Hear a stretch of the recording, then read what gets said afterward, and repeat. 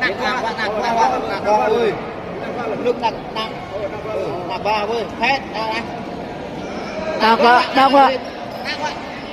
là đây này coi rồi, thả dây đi cả la, họ đâu nhẹ đâu cho la nhẹ la bác, nước cao,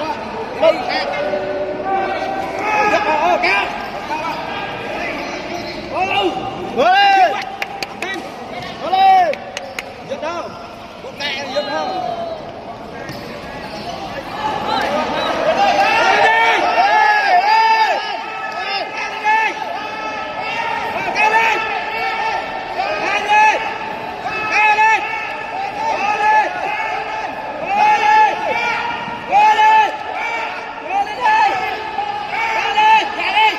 Dựa đây. Nhanh. Lên.